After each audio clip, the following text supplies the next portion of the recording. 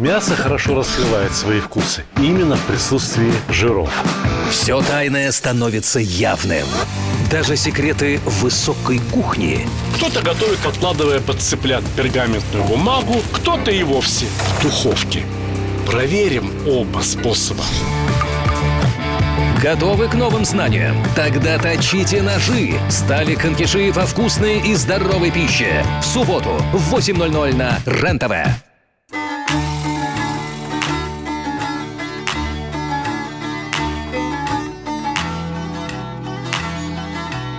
И мы снова в Гянже, в ресторане, который нам очень полюбился.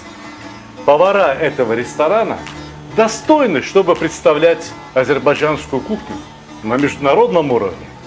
Сегодня Валида Ханум пообещала мне научить, как готовить щилля-плов. Азербайджанское блюдо. Что-то слышится родное в этом слове щилля-плов. В Узбекистане есть очень популярное блюдо шавля. Точнее, оно среди меня популярное. Я люблю очень это блюдо. А щилля, понравится ли она мне? Вот это пока что для меня загадка. Валида Ханум, в казан что первое положить? Бульон. Бульон. Значит, для того, чтобы приготовить щилля-плов, вы сначала должны отварить мясо. Очень просто. Отварить мясо в воде и все. Вот оно у меня отдельно мясо, уже готовое. Пожалуйста, полюбуйтесь. Отличная баранина на косточках. И вот отдельно бульон. Я думаю, что здесь, наверное, 3 литра вар, да? Да. Уж литр вар, да? 3 литра здесь бульона. Который переливаем в казан. Кайнатсын. Kaynasın. Ждем, когда закипит.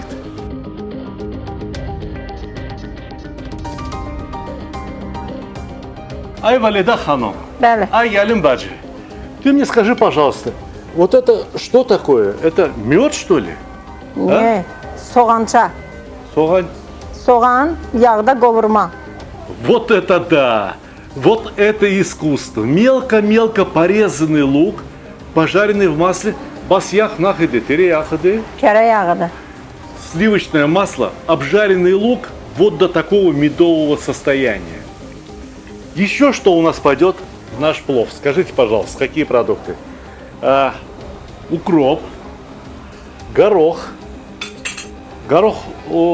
пишмиш горох, уже вареный Pişmiş. горох. Da. Yox, pişmiş.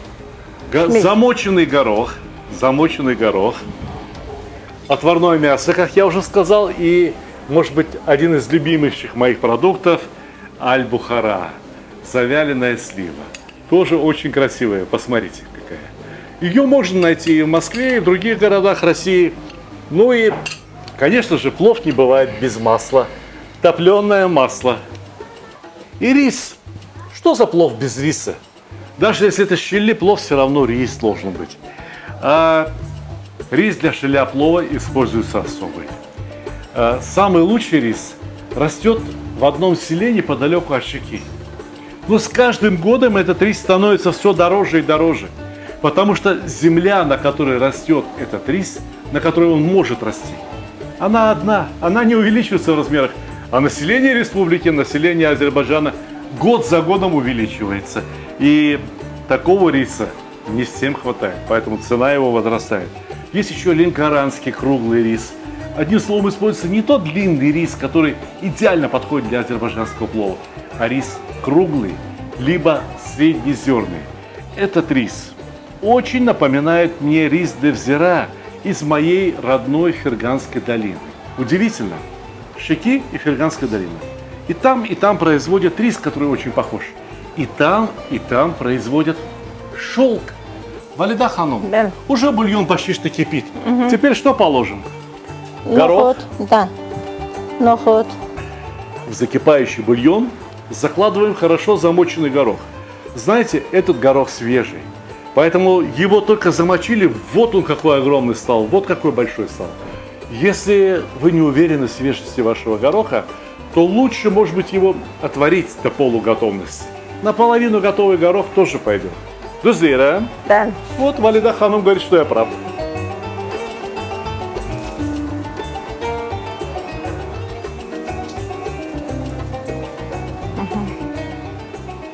Я сегодня у Валиды Ханум за кочегара. За дровами, за огнем я слежу. Она сказала, прибавь немножко огня, потому что сейчас пора опускать обжаренный лук. Burada çoktu. Haması koyun. Haması. Hamısını. Bu qəşəng tamlı olsun. Bas orada neçə kilo sağan idi? Orada 700 qram. Belə. Yo, 700 gram. Burada bir yarım kilo sağan. Yox. 700 qram var. Soyandan sonra təmizi qalır. Bas yağı neçə gram idi? Elə gözə yarı tökürük də.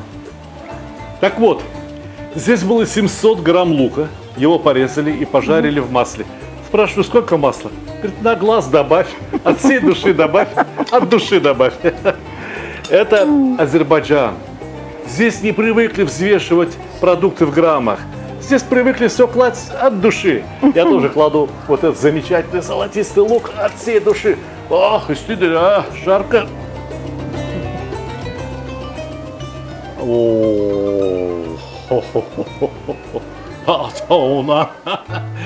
Валида Ханум, как красиво варится, как красиво кипит. Что теперь положить, а? Düyü. Дую. Рис. Что для шавли? Что для шеляплов? Что для итальянского ризотто? Что для испанской паэльи мыть не надо. Та пудра, которой покрыт рис, по сути дела, это крахмал. А здесь рис должен получиться клейким. От чего он станет клейким, если там крахмала не останется? Рис чистенький сам по себе. Очень красивый. Засыпаем. Жалко мне немножко, но...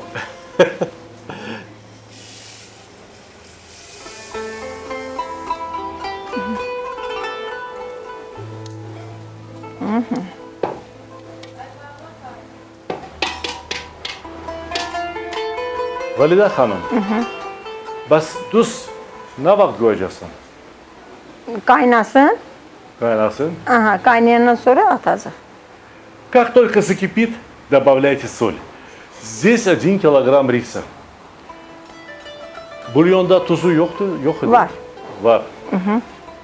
Бульон уже соленый, поэтому я думаю, чуть больше полстоловой ложки соль положите, будет вкусно.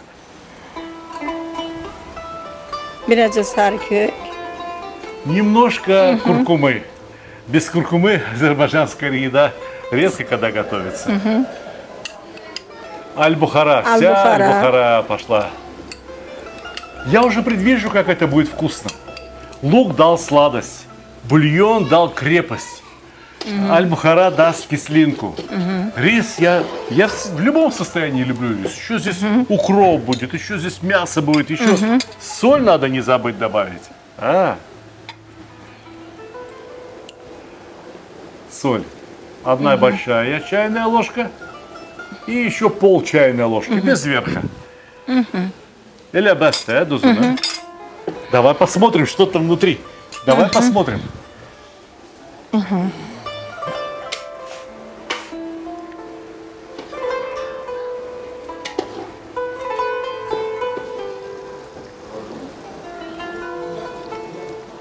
Дидядус, я Qəşəng, qəşəng.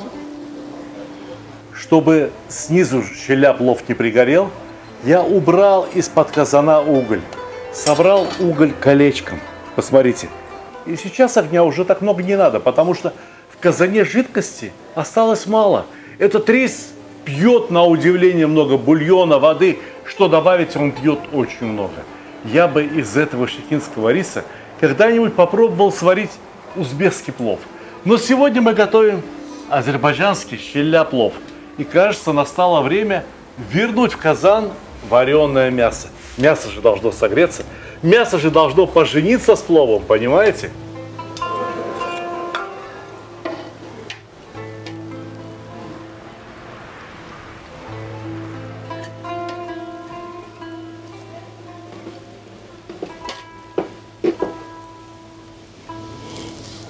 Vah vah vah vah vah vah. Valide Hanım. Ne güzel oldu, ne Çok güzel. Очень красиво. Очень красиво и очень вкусно. Я сейчас сокрушаюсь. Думаю, почему мне не пришло в голову добавить аль-бухару в плов? Ведь это так логично. Мы же добавляем в плов барбарис, мы добавляем в плов какие-то другие кислые, острые, пряные продукты. Почему нет? Почему нельзя? И укроп. Свеженький укроп, довольно много укропа. Можно сказать, что хороший пучок укропа тоже добавляется в этот плов. В последний момент. Вы догадались, да, что сейчас вот-вот с минуты на минуту щеля-плов будет готов. Все, что нам осталось, обеспечить красивую подачу щеля-плова.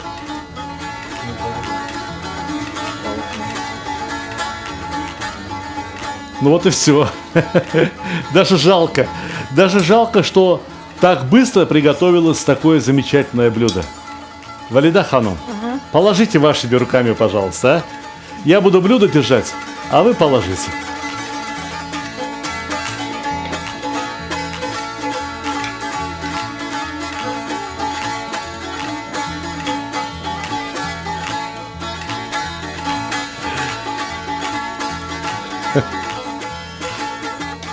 Вкусно выглядит, а?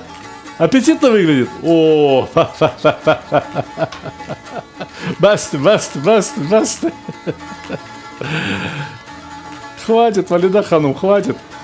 Я же столько не съем. А они вон там, за камерой. Как они попробуют, а? Как эти люди попробуют? Давайте пригласите их в Азербайджан. Скажите, что приезжали в Азербайджан. Hoş geldiniz Azerbaycan'a. Nuş olsun. Добро пожаловать в Азербайджан. Знакомьтесь с азербайджанской кухней. Я уверяю вас, вы ее обязательно полюбите. Посмотрите, какие люди готовят азербайджанские блюда. Разве из ее рук получится невкусно? Обязательно получится вкусно. Приятного аппетита, родные мои, дорогие.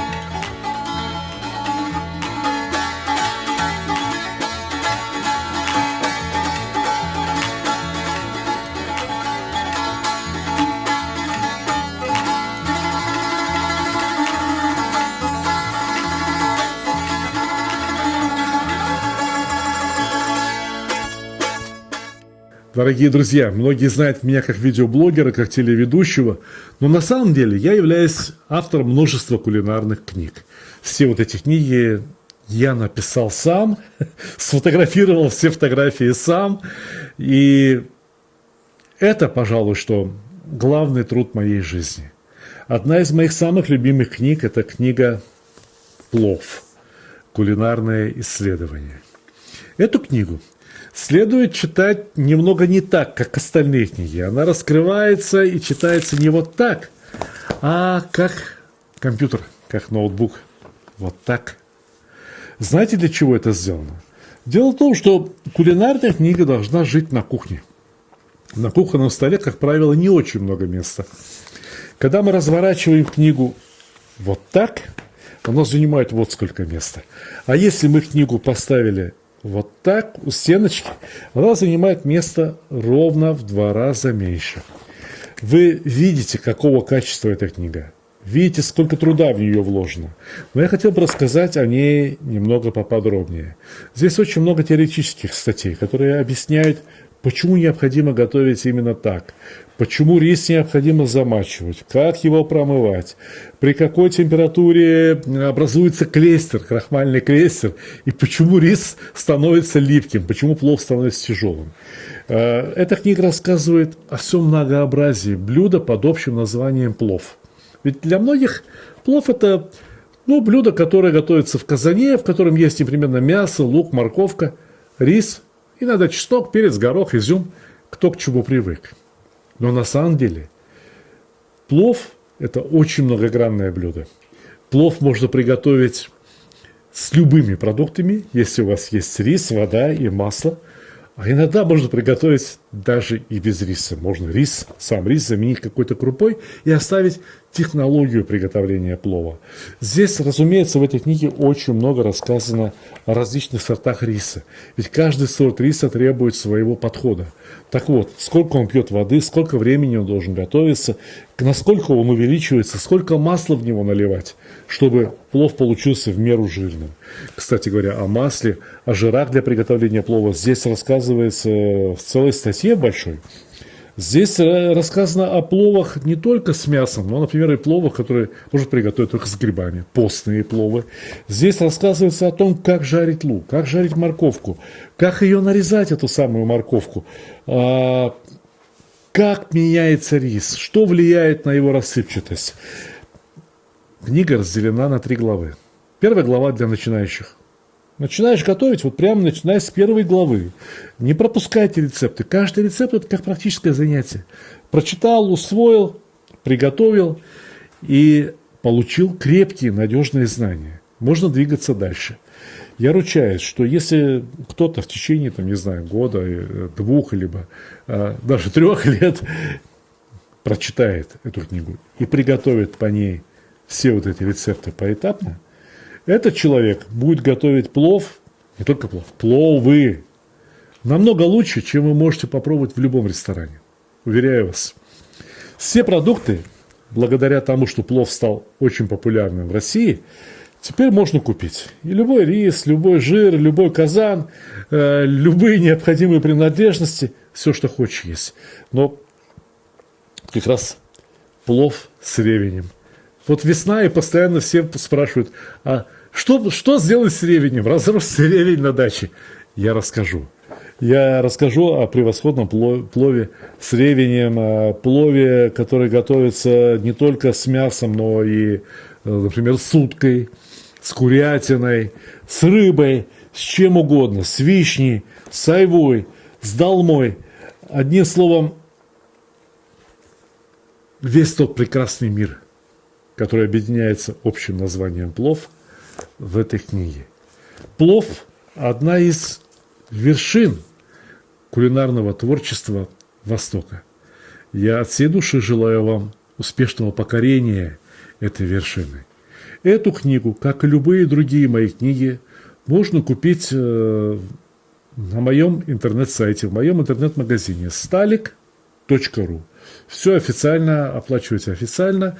Книги отправляются курьерскими службами либо почтой по России, по странам, по большинству стран СНГ и всюду, куда только доходит почта из ближайшего Подмосковья, откуда я шлю вам горячий привет, пожелание крепкого здоровья, хорошего настроения и, конечно же, как всегда, приятного аппетита.